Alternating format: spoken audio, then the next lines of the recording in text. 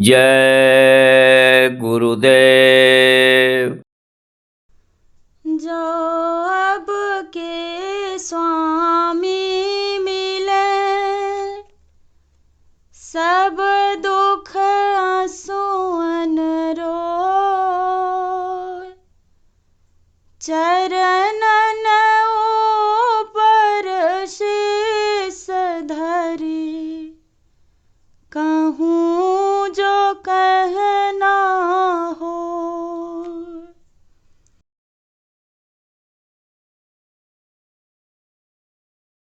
जय गुरुदेव।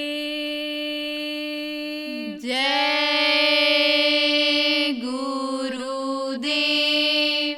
मेरे सतगुरु दीन दयाल काग से हंस बनाते हैं। मेरे सतगुरु दीन दयाल काग से हंस बनाते हैं।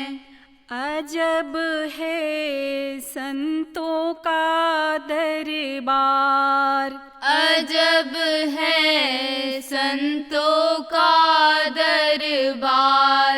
जहाँ से मिलती भक्ति अपार, जहाँ से मिलती भक्ति अपार।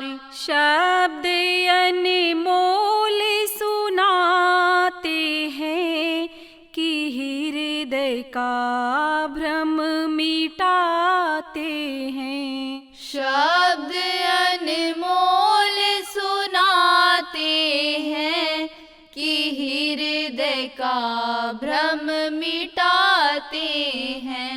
मेरे सतगुरु दीन दयाल काग से हंस बनाते हैं। मेरे सतगुरु दीन दयाल काग से हंस बनाते हैं।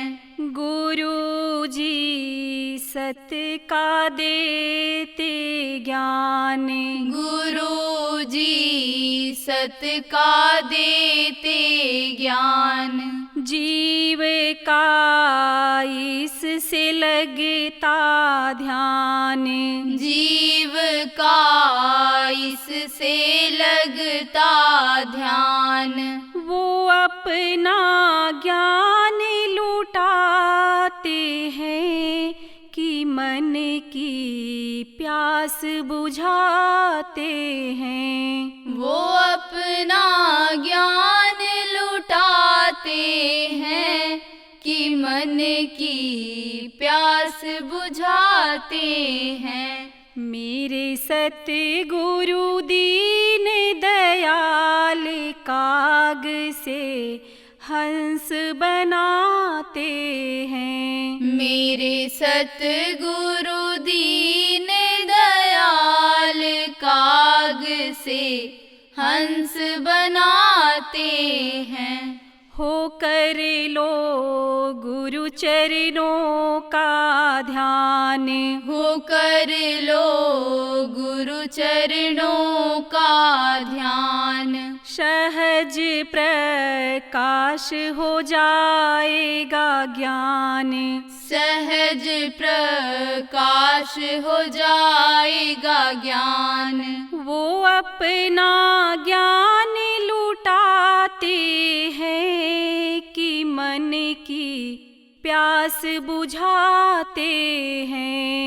वो अपना ज्ञान लुटाते हैं कि मन की प्यास बुझाते हैं। मेरे सतगुरु दीन दयाल काग से हंस बनाते हैं। मेरे सतगुरु दीन दयाल काग से हंस बनाते हैं। होकर लो गुरु चरणों का ध्यान। हो कर लो गुरु चरणों का ध्यान। सहज प्रकाश हो जाएगा ज्ञान।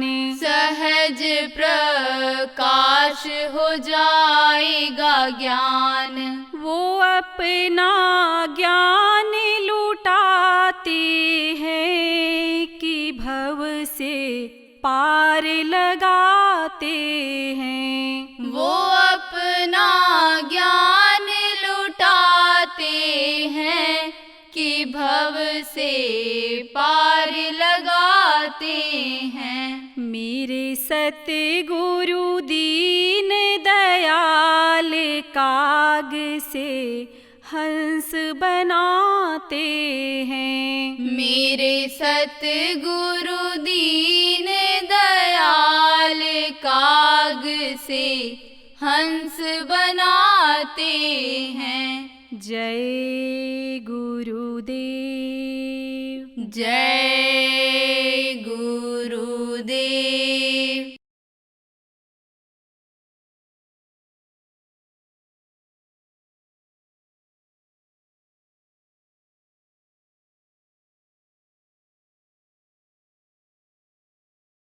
आपको मैं बंधन के बारे में बता रहा था।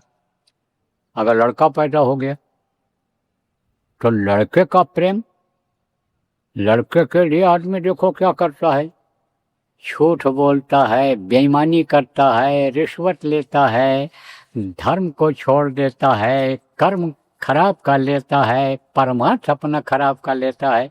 किस लिए? कि लड़के के लिए हम धन इकट्ठा कर लें, लड़के का हम नाम आगे करा दें, आगे हमारे लड़का पहुंच जाए। इतना प्रेम होता है। राजा दशरथ की ही बात करता हूँ। वरदान तो उन्होंने दे दिया और राम ने अपने कर्तव्य का पालन किया, पिता के आदेश का पालन किया, जो गृहस्थ का धर्म होता है पूरा उन्होंने पालन किया। जंगल चले गए 14 वर्ष के लिए, लेकिन उसी शोक में, राम के प्यार में उनको शरीर तक छोड़ना पड़ गया था। तो ये क्या हो गया? ये बंधन था, बंधन में फंसे, लड़का हो गया और लड़के के लड़का हो गया। तब तो एक बंधन और बन गया, एक बंधन में और बन गए। नाती के कहूँ नाती हो गए, जिसको नाती कहा गया लड़के के लड़के को, और उसके अगर नाती हो गए, लड़के हो गए, तब तो जकड़ते चले गए, जकड़ते चले गए, बंधते चले गए। धन संपत्ति और हाथ हवेली, धन हो गया, अब उसकी रखवाली करो, उसका एक बंधन हो गया, उसको संभाल करके रखो, वो भी तो बंधन हो गया। हाथ हवेली हो गई, वो भी बंधन हो गया। यानी जब मनसुत बुद्धि अहंकार और सूर्य रजोगुण तमोगुण, ये सब क्या है? ये सब बंधन है। ये काम क्रोध लोभ मोह अहंकार, ये जल पृथ्वी अग्नि वायु आकाश, इनमें जो ये जीवात्मा बन गई। हम तो नए लोग आए हो, कहोगे भाई जीवात्मा क्या है? जीवात्मा ये परमात्मा की अंश है और यही शरीर को चलाती है। तो वो बंध गई। कब बंधी? ये तो बाद में बंधी, पहले ही उसको बांध दिया गया। कहाँ बांध दिया है? किसने बांध दिया है? जिसने एक बार आपको मौका दिया है कि एक बार तुम जाओ, अच्छा हम प्रार्थना तुम्हारी सुनते हैं, तुम जाओ, तुमको मनुष्य शरीर मिल रहा है अब, और तुम समर्थ गुरु की तलाश कर लेना, और उनसे जो नाम है उस नाम को याद करके, नाम को यानी सुमिर करके, नाम की डोर को पकड़ करके, और तुम पार हो जाना। तो आजाद तो कर दिया। हाथ से अच्छा करो, बुरा करो, पैर से अच्छे काम के लिए जाओ, बुरे काम के लिए जाओ, लेकिन सजा देने के लिए वो आजाद आपको नहीं किया कि आप जो भी करो उसकी माफ़ी हो जाए। विधान बना दिया कि अच्छे का फल अच्छा मिलेगा, बुरे का फल बुरा मिलेगा। इसी तरह से एक बार आज़ादी तो दिया उसने, लेकिन जीवात्मा में जड़ और चेतन की जब डाला इस मनुष्य शरीर के अंदर में, जीवात्मा जब आई 5 महीना 10 दिन के बाद, तब उसी समय जड़ और चेतन की गांठ बांध दिया। अब कहोगे जड़ और चेतन किसको कहते हैं? जड़ उसको कहते हैं जो अपनी इच्छा से दूसरी जगह आ जा न सके। जैसे ये पेड़ है, पहले छोटा पौधा था, तो चाहे पौधा हो चाहे पेड़ हो, अपनी इच्छा से एक जगह से दूसरी जगह जा नहीं सकता है, अपनी इच्छा से नहीं जा सकता, छोटा ही पौधा क्यों न हो। लेकिन जब उसको उखाड़ के ले जाओगे, दूसरी जगह लगाओगे, तभी वो जा पाएगा। ऐसे ही जड़ उसको कहते हैं जो अपनी इच्छा से जा न पावे। चेतन किसको कहते हैं? जो अपनी इच्छा से जहाँ चाहे आवे जाए, वो है चेतन। तो चेतन और जड़, इसकी गांठ कब पड़ी, कैसे पड़ी, आपको बता दें। सबसे पहले माँ के पेट में पिंड बना, पिंड बनता है और फिर उसके हिस्से अलग होते हैं और फिर वो पिंड बढ़ता है। और पिंड जब बढ़ता है तब उसमें अंग बनते हैं और फिर उसके बाद तब बाहर निकलता है। तो यानी पिंड जब तैयार हुआ और अंग जब यानी समझो कि अलग अलग हिस्से जब हो गए और वो जुज ऐसा बढ़ा, तब वो एक सुराख उसमें पतली होती है, छिद्र जिसको कहते हैं, वो उस मसाले से भर नहीं पाता है, वो सुराख रहता है। उसी से जीवात्मा डाली जाती है, उसी से प्रवेश करती है, जिससे शरीर चल रहा है। और जब आखिरी वक्त आता है तब उसी सुराख से निकलती है। साधना जब साधक करता है तब उसी सुराख से आगे निकालता है, ऊपरी लोकों में जाती है, परम प्रकाश धाम में जाती है जीवात्मा। तो जब ये पिंड था तब समझो कि जड़ था, और जब जीवात्मा डाली गई तब बच्चा पेट में घूमने लग गया, चलने लग गया। तो जड़ और चेतन, चेतना उसमें तब आई कि जब जीवात्मा डाली गई। तो जीवात्मा है चेतन और ये शरीर है जड़।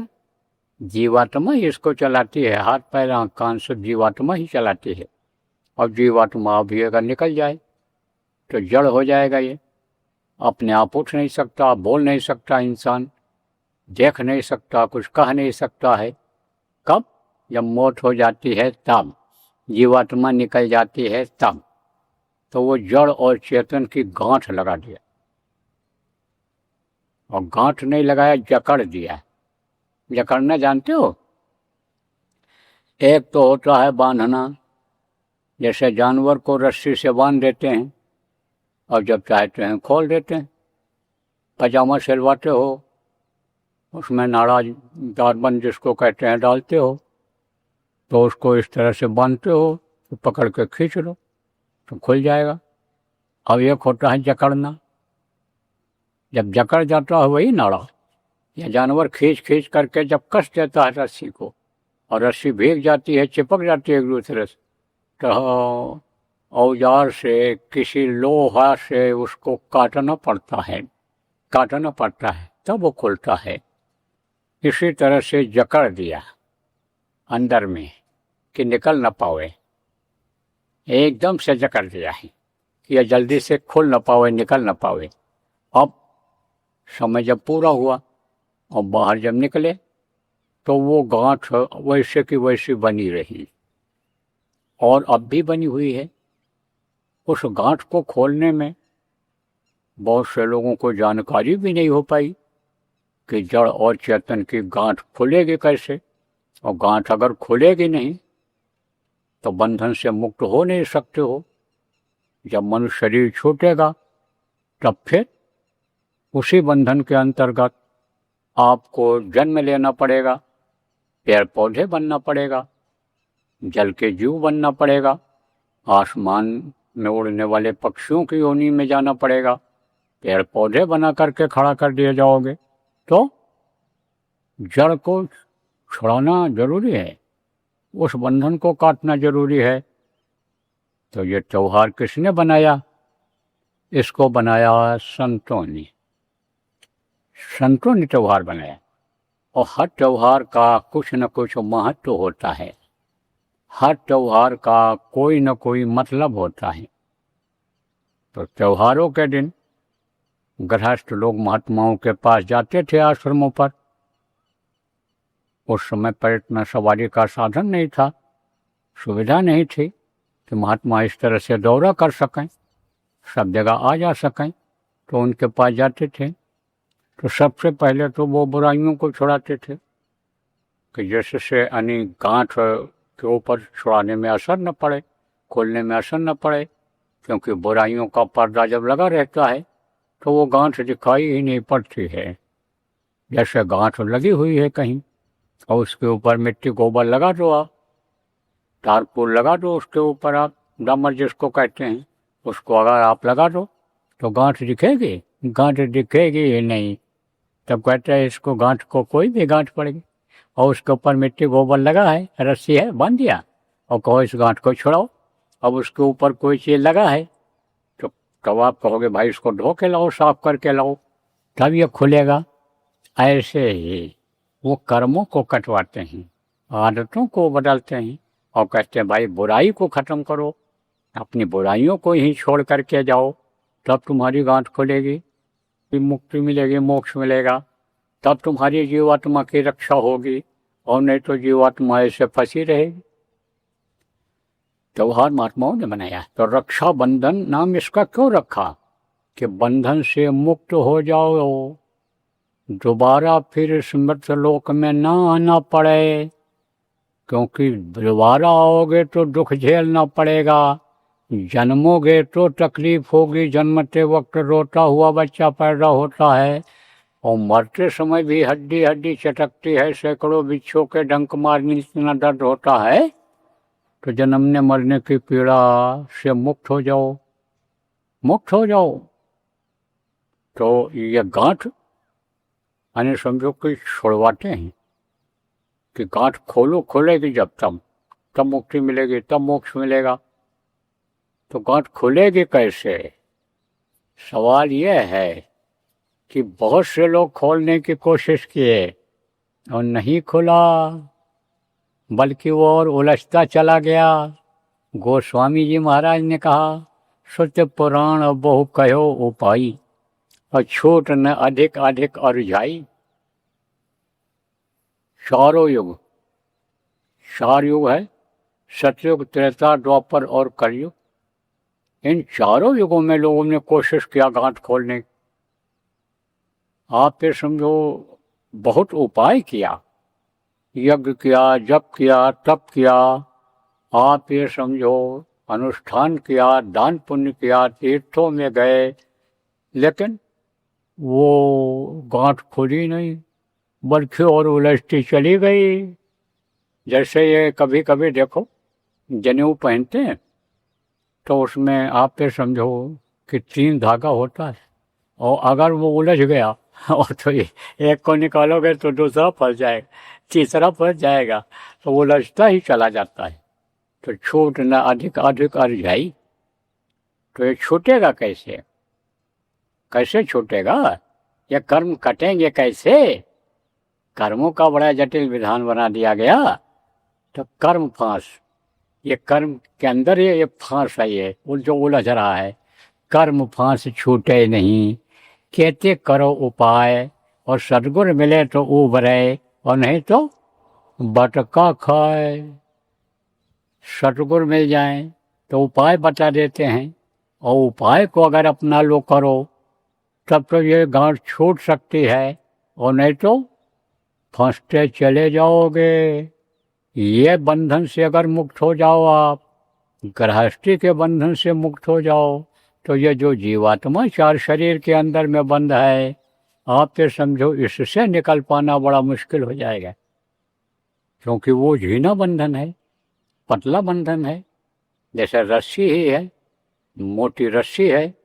अब मोटी रस्सी है वो, उसको आप बंधन को खोलोगे, गांठ को खोलोगे तो आसानी से खुल जाएगा, लेकिन कोई बहुत पतला आप ये समझो कि यानी धागा है, तार है, उसके बंधन को, उसके गांठ को खोलोगे, इतना आसानी से नहीं खुलेगा वो, उसमें बड़ी मशक्कत करनी पड़ेगी, मेहनत करनी पड़ेगी।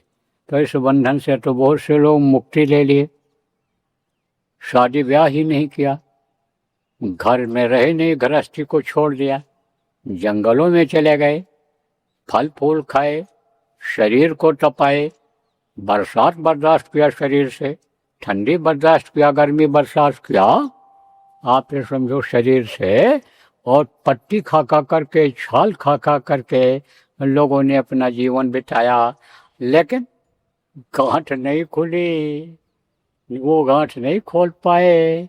तो इधर का त्याग तो किया लोगों ने, लेकिन अंदर की गांठ नहीं खुली। तब मोटे बंधन जगत के गुरु भक्ति से काट, गुरु भक्ति से काटो आप। गुरु भक्ति किसको कहते हैं? गुरु के आदेश के पालन को गुरु भक्ति कहती। हम सब लोग भाग्यशाली हैं प्रेमियों, सब भाग्यशाली हैं। क्यों भाग्यशाली? क्योंकि जो जिसको गुरु मिल गए, गुरु मिल गए, गुरु मिल गए आपको, सबको। आप ये समझो जिनको भी यह रास्ता मिल गया, सूरज शब्द योग का नामदान मिल गया, सबको गुरु मिल गए। तो अब आप ये समझो वो लोग भाग्यशाली हो जिनको गुरु मिल गए। तो गुरु समर्थ मिले, मनुष्य शरीर मिल गया, और मनुष्य शरीर अभी ठीक ठाक चल भी रहा है। तो इस समय पर इससे अन्य समझो कि बंधन को काटने का मौका है। तो जो गुरु कहें करो तुम सोई, गुरु के आदेश का पालन करो, भक्ति करो, गुरु भक्ति करो। क्यों? क्योंकि मोटे बंधन जगत के गुरु भक्ति से काट। ये जो गृहस्थी का बंधन है, ये जो शरीर का बंधन है, ये जो जानवर पाले हो उसका बंधन है, ये जो रिश्तेदारियां हैं जाने जाने का बंधन है, रिश्तेदारी का आदर, रिश्तेदारों का आदर सत्कार का जो ये बंधन है, ये जो घर मकान आपका है, ये जो आप समझो कि जमीन जायदाद रुपया पैसा है, उसकी रक्षा करना भी आपका धर्म है। तो ये बंधन है। तो इस बंधन में जो बंधे हुए हो आप ये समझो उसका भी बंधन ढीला हो, उधर से भी लगाव हटे। आदेश का जब पालन करोगे, समझोगे भाई हमारा नहीं है, ये सब उस प्रभु ने दिया है, उसका है, ये हमारे गुरु महाराज का है, हमारा कुछ नहीं है। तो समझो उसमें लिप्त नहीं होगे, आप फंसोगे नहीं। जब ये समझोगे शरीर हमारा है ही नहीं, तन मन धन संतन को सर्व, जो भी है तन है, मन है, धन है, जो कुछ है वो सब गुरु का है, तो फंसोगे नहीं, फंसोगे। तो गुरु भक्ति किसको कहते हैं? गुरु के आदेश के पालन को गुरु भक्ति कहते हैं। और जितने भी गुरु आए सब लोगों ने यही सिखाया कि भाई भोग तो भोगो और रहो गृहस्थी में ही, लेकिन फंसो नहीं उसमें, और रहते हुए भी उससे अलग रहो। जैसे कमल खिला रहता है, कीचड़ में रहता है, लेकिन कीचड़ कमल में नहीं लग पाता है। जैसे गुलाब होता है, कांटों के बीच में रहता है, लेकिन कांटों से गुलाब की एक भी पंखुड़ी फटती है, कोई असर नहीं होता, रहता उसी में है लेकिन अलग रहता है। तो रहो उसी में लेकिन अलग रहो। जब उसको अपना समझोगे, किसी को अपना ही समझते हो जब, तो उसको सीने से लगाते हो, चिपकाते हो। और दूसरा का देखो बच्चा है, उसको जल्दी सीने से कोई नहीं लगाता है, कोई गोद में ले लेता है, गोद। तो जिस तरह से अपने बच्चों को ऐसे चिपका करके रखती हैं औरतें, वो गोद लिए हुए बच्चों को उस तरह नहीं, अलग ही रखती हैं, वो चिपकाती नहीं। अब आप इस बात को समझो प्रेमी, कि प्रेम जिससे हो जाता है, अगाध प्रेम जिससे रहता है, औलाद से प्रेम रहता है। झगड़ा कर लिया दो औरत ने, वो कहा लड़का हमारा है, वो दूसरा कहा हमारा। उसके पति भी कुछ न बोले किसका है। दो औरतें थी और दोनों के साथ हो रहा है, और वो भी कुछ न बोले। तब जो है उसका पलड़ा भारी हो गया कि जिसके बच्चे नहीं थे, कोर्ट में गई वो और पैसा खर्चा किया, और उसने अपना काल छल दिखाया, तो उसके फेवर में सब ये हो गया मामला। लेकिन जज जो था वो बड़ा बुद्धिमान था, इसीलिए उनको न्यायमूर्ति कहते हैं, क्योंकि न्याय करते हैं वो। तो जो इंसाफ करते हैं, जो बिकते नहीं हैं, जो अपने हाथों को गंदा नहीं करते हैं, गलत जजमेंट, गलत निर्णय लेकर के अपने कलम नहीं चलाते हैं, उनके अंदर प्रभु की अंश रहती है, उनकी बुद्धि प्रखर रहती है, सोच समझ वाला चित्त रहता है। तो वो क्रीम बेलन जिसको कहते हैं, जैसे मक्खन होता है, उस तरह का उनका दिमाग था। तब उन्होंने जज साहब ने कहा कि भाई ऐसा है कि जब ये दोनों चैलेंज कर रही हैं कि मेरा बच्चा है और ये नहीं मान रही हैं और इसका बराबर पूरा पुख्ता सबूत नहीं मिल रहा है, तो क्यों न बच्चे को फाड़ दिया जाए बीच से और ये समझो कि ले लें, दोनों ले लें बच्चे को, मंगाओ आरी और काटो मेरे सामने। अब आरी के लिए आदेश हो गया। अब वो जिसका बच्चा था वो चिल्लाई, बोली नहीं नहीं नहीं नहीं, मुझे बच्चा नहीं चाहिए, मेरे बच्चे को मैं कटने नहीं देना चाहती हूँ, दे दो सरकार इसी को, मेरा बच्चा मुझे नहीं चाहिए, मैं भूल जाऊंगी इसको, लेकिन मैं अपने बच्चे को जिंदा देखना चाहती हूँ। जज ने कहा इसी का है, दे दो इसको। जज ने कहा बच्चा इसी का है, क्योंकि प्रेम है उससे, अगाध प्रेम है, तो इसको दे दो। तो अब आप ये समझो प्रेमियों कि गुरु भक्ति किसको कहते हैं? जो गुरु कहें करो तुम सोई। तो गुरु भक्ति आता है तो ये बंधन कट जाते हैं। तो ये कैसे करते हैं? तरह तरह का उपाय निकाले रहते हैं। जैसे सेवा मिल रही हम लोगों को, आप लोगों को, अब इसमें भी कर्म कट रहे हैं। आपका हाथ पैर यहाँ आया, सेवा मिल गई आपको, यह कार्यक्रम अनिश्चित हो गया, व्यवस्था लोग बनाए, भोजन बना रहे हैं, सफाई कर दिया, टेंट लगवा दिया और सब इंतजाम में लगे हैं। सबको सेवा करा करके कर्म को काटते हैं, सेवा करा करके अंदर में प्रेम पैदा करते हैं, अंदर के बंधन को काटते हैं। तो ये तो इससे कटता है, मोटे बंधन जगत के गुरु भक्ति से काट, और जीने बंधन सूरत के कटे नाम प्रताप। वो जो झीना बंधन है कि जिसके लिए बहुत लोग परेशान हुए, कहा ना सत्य पुराण मोह कहो पाई, लेकिन छूट न देखा देखा जाए और उलझता चला गया, वो बंधन नहीं कटा और उसी बंधन के अंतर्गत दोबारा जन्म लेना पड़ा। तो वो कैसे कटेगा? वो भी जब कटेगा वो भी ढीला होगा, तभी तो जीवात्मा की रक्षा हो पाएगी। और रक्षा कहाँ होगी? जब अपने प्रभु के पास पहुंच जाएगा, उसकी गोदी में जब बैठ जाएगा, तब किसी की हिम्मत पड़ेगी वहाँ से निकालने की, लेने की? जैसे समझो कि बाप के गोदी में लड़का भग करके जाए बैठ जाए, तो दूसरा लड़का उसको जो मारने के लिए आ रहा था, पकड़ने के लिए आ रहा था, कोई भी आ रहा था, हिम्मत पड़ेगी? नहीं पड़ेगी। और बाप अगर जबरदस्त है तो किसी की हिम्मत नहीं पड़ेगी। तो सबसे जबरदस्त तो वही हैं, कौन? जो हमारे आपके पिता हैं, जो हमारे आपके सिरजनहार हैं। तो उनकी गोदी में जब बैठ जाएगी ये जीवात्मा, तब ये समझो मुक्ति पा जाएगी, अमर हो जाएगी। तब किसी की हिम्मत नहीं पड़ेगी। वो अनि समझो मिल गए अगर, तब समझो कि अनि ये हो जाएगा। क्या हो जाएगा? जीवात्मा का कल्याण हो जाएगा। फिर ये इधर जन्मने मरने की पीड़ा से छुटकारा पा जाएगी, फिर इधर नहीं आएगी। कोई मांग करके भी लाओ उनको, तो मांग करके अब वो देने वाले नहीं। ये तो जिनको काल भगवान कहा गया, एक बार मांग करके ले आए, और ये जब से पाए तब से रगड़ाई करते रहे, भटकाते रहे। इसीलिए तो कहा गया कि जो है आप समझो कि भटक भटक सब भटका खाया, सदगुरु बिन कोई राह न पाया। बगैर सदगुरु के राह नहीं मिला, और सदगुरु मिले नहीं। अब जो गुरु महाराज मिले, ये बहुत दिन के बाद मिले, बहुत समय के बाद मिले, और याद दिलाया। जितने भी महापुरुष आए सब लोगों ने यही याद दिलाया कि भाई 184 भरम कर, पग में हट क्यों आए, अब की पासा ना पड़ा। फिर उदाहरण देकर इसलिए समझाता हूँ कि आप लोगों के समझ में आ जाए, कहीं शंका न रह जाए कि बाबा अपने मन से बता रहे हैं, समझा रहे हैं, अपनी जमात बना रहे हैं, अपनी टीम बना रहे हैं। ये न समझ में आ जाए आपको, क्योंकि भ्रम और भूल में डालने वाले बहुत लोग रहते हैं।